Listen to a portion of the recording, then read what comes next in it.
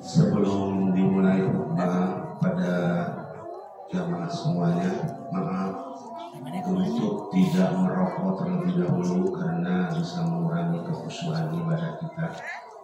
Dan mudah-mudahan kita diridhoi Allah Subhanahu wa taala. Allahu akbar, Allahu akbar. La ilaha illallah, Allahu akbar.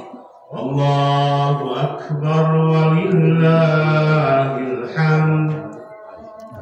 Innal hamdalillah nahmaduhu wa nasta'inuhu wa nastaghfiruh wa na'udzu billahi min shururi anfusina wa min sayyiati a'malina man yahdihillahu fala mudilla lahu wa man yudlilhu fala hadiya lahu.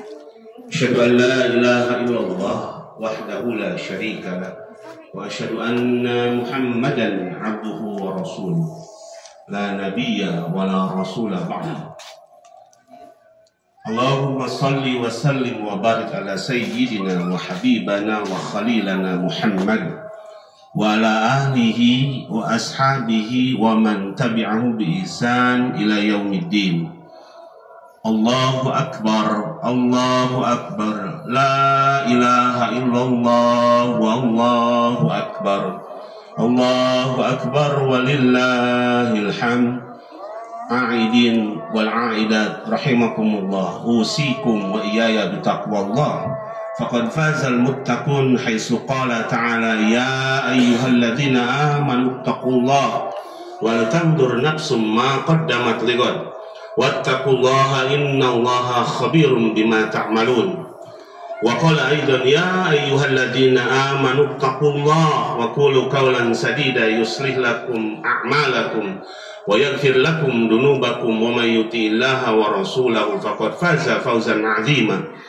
Wa qala aidan ya ayyuhan nasu taqu rabbakumul ladzi khalaqakum min nafsin wahidah wa khalaqa minha zawjaha wa bassa minhuma rijalan katsiran wa nisaa wattaqullaha alladzi tasaaluna bihi wal arham innallaha kana 'alaikum raqiba. Wa qala an-nabi ittaqillaha haitsu ma kunta wa atbi sayyi'atil hasanah tampuha wa khaliqin nas bi khuluqin hasan. Alhamdulillah, segala puji hanyalah milik Allah Rabbul Izzati Rabbul Alamin. Fabi nikmatihi, atas setiap nikmatnya, karunia-Nya, rahmatnya, hidayahnya, tatimmu sholihah, maka sempurnalah kebaikan baik yang sudah kita kerjakan dan kebaikan yang sedang kita kerjakan.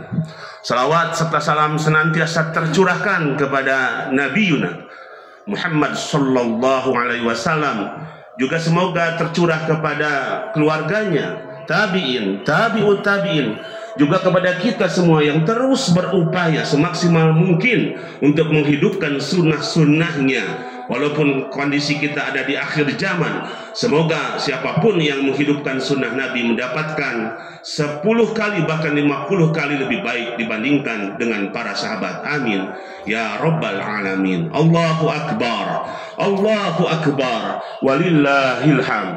Aidin wal aidat rahimakumullah. Hari ini adalah hari yang paling terbaik, hari yang paling istimewa, hari yang paling agung dibandingkan dengan hari-hari yang lainnya.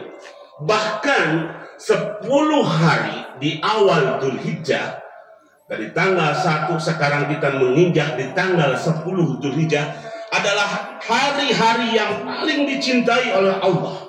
Tidaklah Allah mencintai hari-hari tersebut melainkan di dalamnya banyak kebaikan, melainkan di dalamnya banyak keutamaan dan banyak keistimewaannya.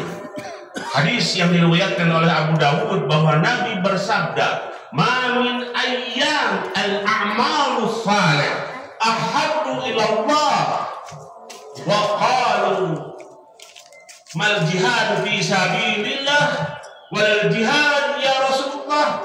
Wa qala wal jihad fi sabilillah illa rajulun kharaja bi nafsi wa malihi walam yarji min dalika min syai'. Rasulullah 14 abad yang lalu sudah menyampaikan kepada kita, mamin ayyam, tidak ada hari-hari yang lebih baik, ahabbu ilallah, paling dicintai oleh Allah Subhanahu wa ta'ala. Bahkan para sahabat mengatakan ayyamul asr, apakah itu yang disebut 10 hari ya Rasulullah? Na'am. Wal jihad fisabilillah, apakah 10 hari ini lebih baik daripada jihad fisabilillah? Ya, kata Rasulullah, 10 hari itu lebih baik daripada jihad fisabilillah, kecuali rajulun kharaja bi nafsihi wa malihi wa lam yarji min dzalika syai'. Kecuali seorang laki-laki yang ia keluar dari rumahnya untuk berjihad dengan jiwanya, dengan hartanya, kemudian dia tidak kembali lagi ke kampung halamannya dalam keadaan mati syahid, barulah jihad yang mati syahid ini yang bisa mengimbangi, bahkan mengalahkan sebuah hari.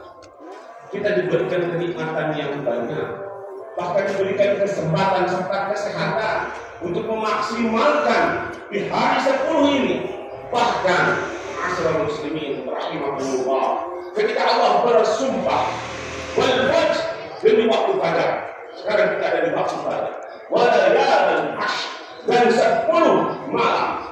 Kalau Allah bersumpah dengan sesuatu, menyatakan di dalam sumpahnya itu bahwa ia disaksikan dengan sumpah, entah itu waktu, entah itu benda, apapun itu menunjukkan banyak keistimewaan. Dengan 10 malam, 10 malam itu Rasul mengatakan 10 malam terakhir sebelum Ramadan, di situ ada keutamaan malamnya. Apa panggilannya? Maka siapapun yang mati di masjid dalam beriktikaf beribadah kepada Allah, ada satu malam yang lebih baik daripada 1000 bulan yang bernama Lailatul Qadar. Tapi 10 malam, 10 hari pun ada yang lebih baik. Maka disebutkan 10 hari di bulan Dzulhijjah ini, maka sudah jelas sekali disebutkan oleh Allah Subhanahu wa ta'ala, yaitu puncaknya haji. Ketika para jamaah haji kemarin mereka wukuf di padang Arafah, maka itulah hari yang paling utama, itulah hari yang paling istimewa. Disebutkan dalam hadis, tidaklah Allah membebaskan umat-umatnya, hamba-hambanya. Allah tidak lebih banyak membebaskan hamba-hambanya untuk dijilat dari api neraka, dibebaskan dari api neraka, kecuali di hari Arafah. Allah begitu bangga kepada hambanya yang berkumpul di padang Arafah. Ia banggakan kepada para malaikat, wahai malaikat, inilah hamba-hambaku yang pasrah dan tunduk taat kepadaku, berkumpul di padang. Maka Allah turun ke langit dunia sedekat-dekatnya pada saat para jamaah haji itu sedang wukuf. Barang siapa yang meminta, Allah akan berikan. Barang siapa yang berdoa, Allah akan kabulkan. Barang siapa yang memohon ampun, Allah akan ampuni. Kita yang tidak berangkat ke sana atau belum menunaikan haji, maka kemarin tanggal 9 kita diperintahkan untuk saum Arafah. Saum Arafah ahtasibu Allah ayyukaffiru sana qablahu wa sana ba'dahu. Rasul memberikan keutamaannya. Sayang, sungguh-sungguh sayang kalau kemarin ada yang tidak saum di antara antum, padahal tidak ada udzur syar'i, padahal tidak sedang safar, padahal tidak sedang sakit, tapi kemudian tidak saum. Sayang, padahal pahalanya begitu besar. Saum Arafah 1 hari di tanggal 9 Dzulhijjah itu, aku berharap kepada Allah, kata Rasulullah, menjadi penggugur dosa tahun yang lalu, kemudian setahun yang akan datang. Masya Allah, Allahu Akbar, Allahu Akbar, walillahil hamd. Adilin wal adat rahimahullah. Saat ini tanggal 10 Dzulhijjah, tidak ada hari yang paling baik kecuali hari ini tanggal 10 Dzulhijjah. Ketika para jamaah haji itu kemudian bertolak menjelang maghrib ke Musdalifah untuk mabit di sana, yang atapnya adalah langit langsung di tempat hamparan yang luas, mereka harus memungut kerikil sebanyak 70. Lalu kemudian mereka bertolak untuk menjelang tanggal 10-nya, yaitu ke Mina, lantas ke Masjidil Haram. Mereka para jamaah haji kemudian harus tawaf 7 putaran, lalu kemudian sa'i 7 putaran, lalu tahallul, dipotong rambutnya. Saat itu ada lagi beban yang ada di pundaknya, yaitu yaitu berkurban. Aqdamul ayyam yaumun nahr. Tidak ada hari yang paling afdal, yang paling mulia kecuali yaumun nahr, hari dikocorkan, dialirkannya darah, alias hari menyembelih. Bahkan Ibnu Abbas, saking pentingnya keutamaan kurban, seandainya kaum muslimin tahu keutamaan daripada menyembelih, kalian sembelih apapun itu, asal jangan tikus saja yang disembelih. Sembelih saja, walaupun sampai ayam sekalipun, bila mana kemampuannya sampai di situ, tapi tidak termasuk ke dalam syariat kurban, karena kurban ada syarat dan ketentuannya, yaitu unta, sapi, kemudian kambing atau domba. Tapi saking pentingnya hari itu, pengorbanan dia sebagai seorang hamba untuk rasa syukur dia kepada Allah Subhanahu wa Ta'ala. Sebab kita diberikan nikmat yang begitu banyak. Walaupun mungkin keilmuan kita biasa-biasa saja, walaupun mungkin pada kita biasa-biasa saja, walaupun mungkin keturunan kita biasa-biasa saja, tapi kita selalu mengucapkan alhamdulillah rabbil alamin fa nikmatihi tatimmu syukrana. Ya Allah, aku bersyukur kepadamu atas nikmat yang banyak ini.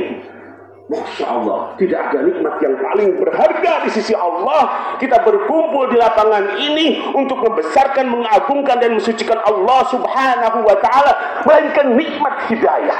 Apabila Allah mencintai hambanya, maka Allah akan memberikan taufik. Apa itu taufik? Kemudahan seorang hamba untuk melangkahkan kaki ke tempat ini. Guna fasalli li rabbika. Hendaklah kalian tegakkan salat untuk mengharap ridha Allah. Hendaklah kalian tegakkan wanhar, kurban untuk mengharap ridha Allah.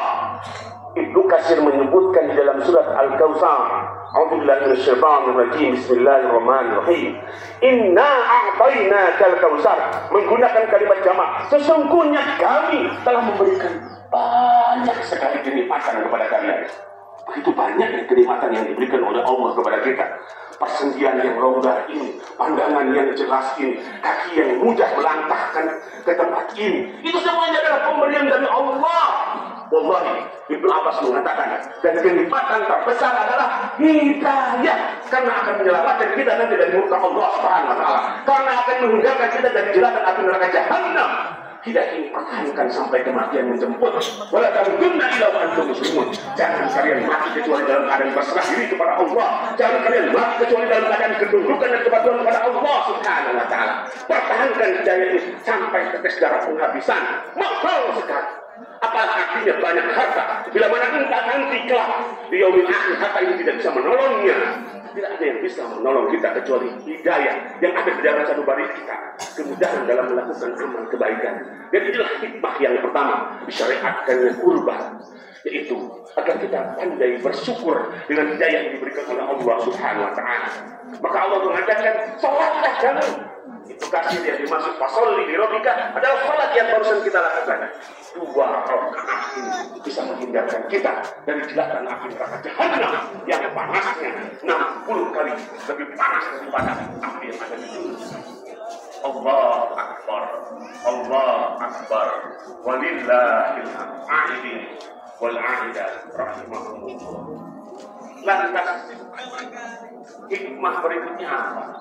Setelah kita bersyukur dengan Idul Adha ini, punya sikap ketundukan, kepatuhan, ketaatan kepada Allah dengan totalitas. Tidak boleh kemudian di situ ada keluhan, tidak boleh kemudian di situ ada yang menggerutu, punya alasan ketika diperintah oleh Allah. Tidak. Totalitas kita lakukan hanya untuk mengharapkan balasan dari Allah dan ridhonya. Wa makana lil mu'minin wala mu'minah idza qadallahu wa rasuluhu amra ayyakunu lahum khiyarah. Al-Ahzab ayat 30. Disebutkan di dalam ayat ini, tidak pantas orang yang mengaku dirinya beriman baik laki-laki maupun perempuan, apabila Allah dan Rasulnya memerintahkan sesuatu, ayyakunu lahumul khiyarah min amrihim, kemudian dia punya alasan lain, kemudian dia mengeluh, kenapa mesti kurban? Kebutuhan sedang mendesak, kebutuhan sedang banyak, harus menyekolahkan anak, harus bayar cicilan rumah dan mobil. Masya Allah, Allah tidak peduli dengan keluhan-keluhan antum. Hakikatnya keluhan itu akan menghantarkan antum kepada kehinaan. Saat ini kita duduk kalian masih mempunyai harta, duduk kalian masih mempunyai kemampuan. Jangan sampai kemudian Allah mendatangkan kehinaannya, jangan sampai Allah mendatangkan hukumannya. Wallahi banyak di antara kalian tidak jujur, padahal mampu untuk menjual mungkin satu motornya ketika di garasinya ada 5 motor, padahal mampu dia menjual emasnya ketika mungkin di pergelangannya, di lehernya banyak emas. Masya Allah, jujurlah kepada Allah Subhanahu wa Ta'ala. Kita tidak diperintahkan untuk menyembelih anak, kita hanya diperintahkan untuk menyisihkan sedikit daripada harta yang kita punya. A'idin wal a'idat rahimakumullah. Kita ingin disayang oleh Allah, kita ingin mendapatkan rahmat dari Allah Subhanahu wa Ta'ala. Coba kita lihat, tidak ada nabi yang paling berat ujiannya melainkan Nabi Ibrahim alaihissalam. Masya Allah, dakwahnya beliau sampai yang pertama kali menolak adalah bapak tercintanya Azar. Dia seorang pembuat patung yang paling bagus, yang paling hebat, yang paling mahir untuk disembah oleh kaumnya, lalu diberikan kepada Raja Fir'aun. Sakit hatinya Nabi Ibrahim, bapaknya terdahulu yang menolak dakwah tauhidnya. Lalu kemudian dia rela mengorbankan nyawanya untuk dibakar hidup-hidup, karena ini adalah perintah Allah. Tidak ada yang berani mengalami hukuman dibakar hidup-hidup. Tapi Nabi Ibrahim siap, totalitas ketundukan kepatuhannya. Ya Allah, akan kuberikan semuanya untukmu. Bahkan ketika Nabi Ibrahim itu rindu ingin punya momongan, setelah menunggu sekian lama, 86 tahun dia ingin punya anak. Lalu Allah kemudian memberikan nikmatnya ketika terus dikumandangkan disiap sepertiga malam. Rabbi habli minas salihin, ya Rabb, anugerahkan kepada kami anak yang saleh. Lalu setelah 86 tahun lahirlah Ismail. Apakah cukup sampai di situ? Allah tidak peduli, Allah tidak ridho kalau ada hambanya kemudian kecintaannya lebih cenderung kepada anaknya. Lantas diperintahkanlah Nabi Ibrahim untuk membuang anak tercintanya yang sudah sekian lama dirindukan di Wadin Ghairi Jar'in, satu lembah yang tidak ada pepohonan, satu lembah yang tidak ada manusia dan kehidupan. Kemudian ia tinggalkan Siti Hajar dengan anak yang pipinya masih merah, sampai dia berdoa, Rabbana inni askantu min dzurriyyati biwadin ghairi jar'in inda baitikal muharram. Ya Allah, ku tinggalkan anak cucu kami di tempat yang gersang ini, di dekat rumahmu yang mulia. Rabbana liqimus salat. Tidak lain ku tinggalkan anak cucuku di tempat ini, yuqimus salat, agar mereka mendirikan salat. Bagaimana pengorbanan Nabi Ibrahim alaihissalam?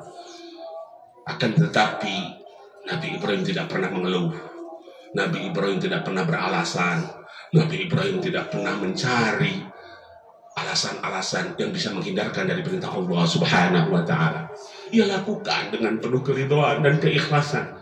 Apakah cukup sampai di situ?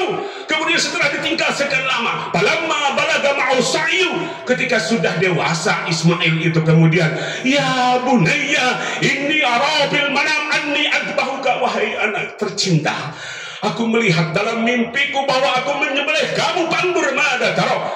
Maka bagaimana pendapatmu? Anak yang dididik oleh istri yang solehah Siti Hajar, kemudian tauhidnya tertancap dalam hatinya, si anak pun sudah siap mengorbankan apapun yang diminta oleh Allah Subhanahu wa Ta'ala. Ya abati if'al ma tu'mar satajiduni insyaallah minas sabirin. Wahai ayahanda, kerjakan saja apa yang menjadi perintah Allah, niscaya engkau akan mendapati aku termasuk orang-orang yang bersabar. Seperti itu keluarga Nabi Ibrahim yang sekarang dikenang terus oleh kita. Kama sallaita ala Ibrahim wa ala ali Ibrahim, sebagaimana salawat itu tercurah kepada Ibrahim dan kepada keluarga Ibrahim yang rela mengorbankan apapun itu untuk Allah. Lantas bagaimana dengan kita? Apa yang telah kita korbankan untuk Allah, sementara kita akan menghadap kepada Allah? Apa yang harus kita banggakan nanti di hadapan Allah? Harta kita, jabatan kita, wallahi semuanya akan menyeret kita kepada kehinaan. Harta yang kita banggakan berubah menjadi ular, lalu mematok-matok tubuhnya. Ia katakan, siapa engkau? Aku adalah harta yang kau banggakan, kata ular itu, yang bernama ular suja. Terus dipatok-patoknya. hingga terus menjerit-jerit, menjalar bisanya di seluruh tubuhnya. Ia pun dalam keadaan kesakitan. Belum malaikat menghajarnya dengan godam yang begitu besar. Panasnya lebih panas 60 kali daripada panas di dunia. Allahu Akbar. Allahu Akbar. Walillahil aidin wal aidah rahimakumullah. Masih ada kesempatan. Tanggal 10, tanggal 11, tanggal 12, tanggal 13. Ayolah. Toh kita butuh pertolongan Allah. Toh kita butuh keberkahan yang diberikan oleh Allah Subhanahu wa taala. Karena hikmah berikutnya daripada syariat kurban itu agar kita mendapatkan kehidupan yang berkah, agar kita mendapatkan kehidupan yang nyaman, yang tentram. Ketika kita mendapatkan masalah yang berat, maka Allah hadir untuk menjadikan solusi terbaik dari permasalahan yang kita sedang hadapi. Itu yang kita inginkan, bukan? Maka marilah kita berkurban, karena toh Allah tidak akan membiarkan kita. Wa amma man a'ta wattaqa wa saddaqa bil husna fasanuyassiruhu lil yusra. Barang siapa yang a'ta, dia mau memberi, mendermakan, meminjamkan kepada Allah Subhanahu wa taala. Kemudian wattaqa, dia bertakwa, tunduk patuh kepada Allah Subhanahu wa taala. Kemudian dia fasaddaqa bil husna, membenarkan janji Allah, membenarkan pahala yang akan disediakan oleh Allah. Fasanuyassiruhu lil yusra. Maka kami, kata Allah, akan memberikan kehidupan kepada kalian yang mudah. Insyaallah. Bagaimana Nabi Ibrahim? Apakah didolimi oleh Allah? Tidak. Ya Ibrahim, qad sadaqta ru'ya, inna kadzalika najzil muhsinin. Wahai Ibrahim, kamu telah membenarkan mimpimu dengan tunduk dan taat kepada perintahku, kata Allah. Inna kadzalika najzil muhsinin. Maka kami akan memberikan balasan bagi orang-orang yang berbuat kebaikan. Ibrahim, Nabi Ibrahim alaihissalam, Siti Hajar, Nabi Ismail alaihissalam sekarang bangga kalau diperlihatkan dari perjuangan dan pengorbanannya itu menuai kebaikan. Apa yang kita tanam, maka kita akan menuainya. Maka coba lihat, tidak ada negara yang paling kaya mendapatkan devisa terbesar kecuali negara Saudi Arabia. Dari mana? Dari Mekah. Mekah tempat yang paling sakral, Mekah tempat yang paling dirindukan, Mekah yang paling dapat mendatangkan harta yang banyak karena devisanya dari berbagai negara. Itu kan pengorbanan Nabi Ibrahim.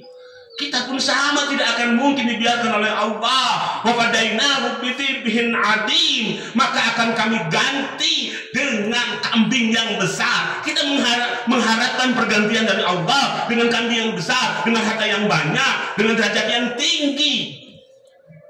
Aidin wal aidat rahimakumullah.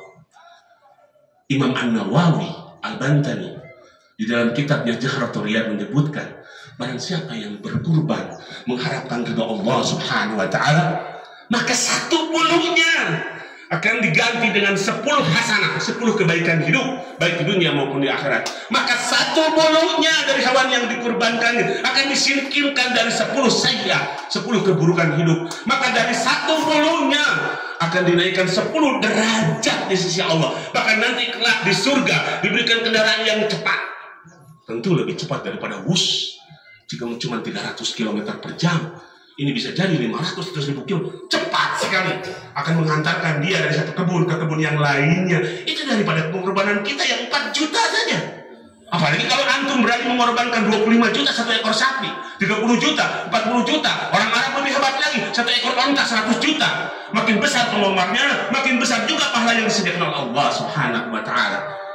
Allah singkirkan semua kesialan hidup yang menimpa kita. Jangan salahkan Allah ketika hidup kita susah. Jangan salahkan Allah ketika hidup kita banyak masalah. Kalian sendiri yang membuat masalahnya.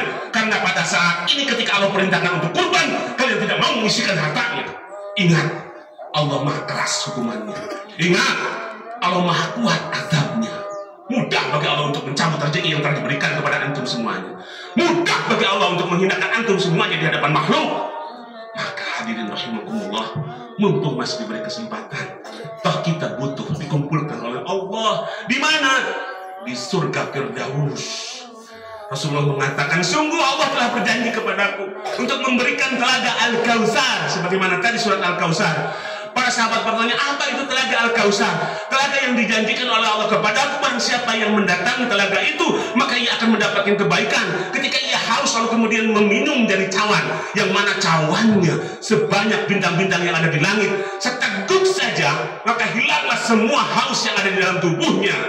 Barang siapa yang datang kepada telaga Kausar, berkumpul denganku di situ, maka dia akan selalu mendapatkan keridhaan Allah selamanya.